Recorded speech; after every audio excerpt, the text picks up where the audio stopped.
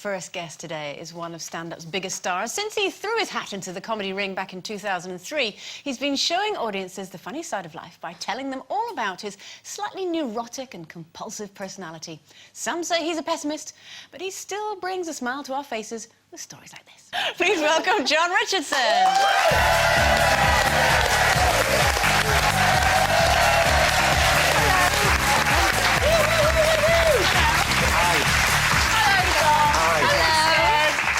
I'm not scared, I'm fine. Well, your kinky chat out of the way before I came out, yeah? Yeah. No, we're starting it again now. Oh, are we? Excellent, good. So what do you make of that, then, the research that says that, you know, women like imagery as much as men do? If not more. Well, I would say that's right, though, isn't it? I'd say, you know, there's always takes two to tango, so to speak. So yeah. I love the idea that... Sex, love, not dancing, pet. You haven't seen how I dance. You haven't seen how I have sex? There's a rhythm involved. I love the idea that you don't have enough backstory on your...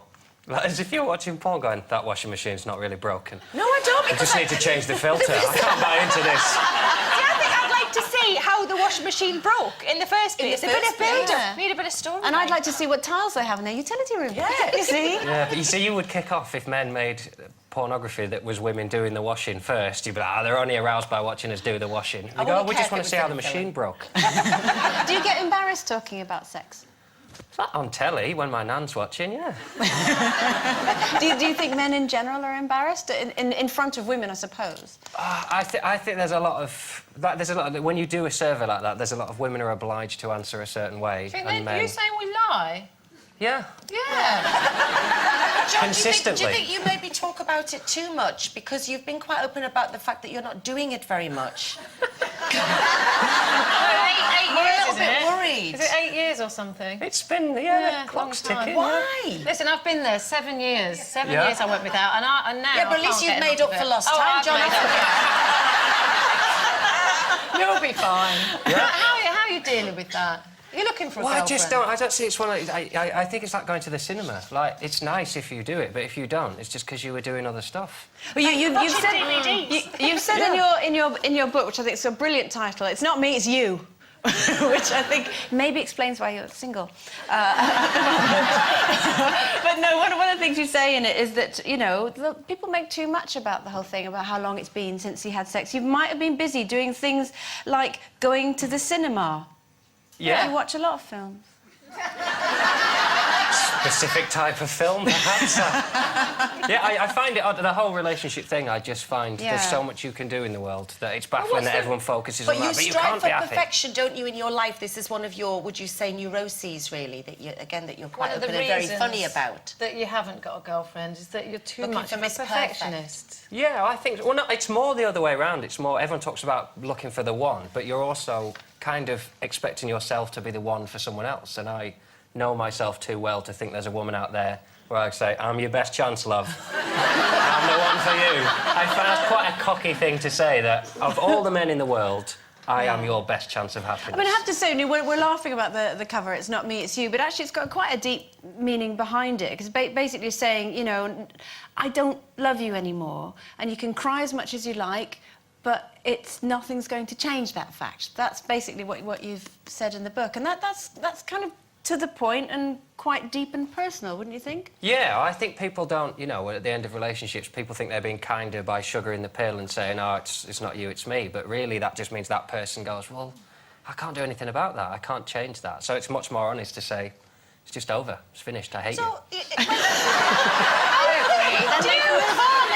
Do you believe that love exists, though? Do you believe that it could happen for you? Yeah, absolutely. Yeah, absolutely. Because I think it's one of those things that, you know, that's the point of view from someone who's been single for 8 years. But as soon as you meet someone... Like, I don't feel bad saying that, because I know anyone who is in love would just look at me and go, you sad idiot. You know, when you're in love, it's all that you think about. Do you think you might have to lighten up a little bit, though? Because you are a bit pedantic, aren't you, about, you know, tidiness and things. I sort of rather think that rather than me lightening up, everyone would just do stuff do what properly. you do. There you go. Would you look for somebody who's the same as you, or somebody who's the opposite of you? I think I would end up killing both. I think there has to be... But is it compulsive, John, to the point that you, like, have to have the beans in that, like, you know, that sort of compulsive behaviour? Yeah, genuinely, but that's right, though, isn't it? If you're putting tins away, have them facing you so you can see what's in the tin. Yeah, I think that's fair enough. It's exciting because you're like, oh, what's in that one? You see? It's more fun in your life, Jen. Yeah, exactly. Just put your hand in the cupboard. Sometimes there's things that are off in there. It's great. Brilliant. Do you know, and if you take all the labels off, you never know what you're going to get. Fabulous. Now you're going to get... Now, John, you're a little bit more in your comfort zone, an 8 out of 10 cats, aren't you? Are you enjoying that? Let's have a little clip of you in action. A book came out this week that talked about the extent of the rivalry between them and the fact they haven't really spoken since, and it's actually a lot worse than it was reported at the time. At the time, David went, no, I'm really pleased for him. Brilliant. It would be more of a surprise if they'd really got on and, like, because you can't... The alternative to them not being at work together is them doing it together, like Jedward on the dispatch box. Like, I'm David, and I'm Edward. I was Deadwood. Here.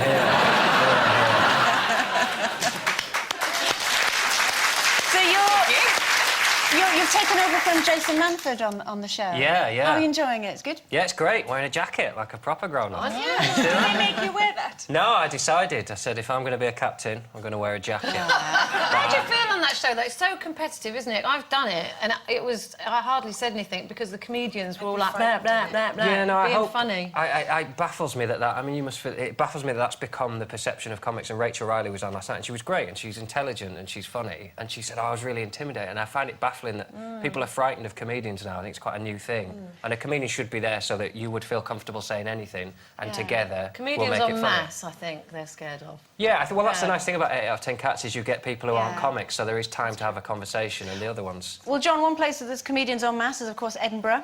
You're going to be doing your tour that you're going to do Edinburgh. It's Not Me, It's You, which is all based on the book. Was that from the 20th to the 28th of August? So go and have a look at that if you fancy the sound of it. It's been lovely to meet you. Hope we haven't been too scary for you. That's fine. No, it's been fine. I've Thank challenged some views. you. It's John Richardson, everybody.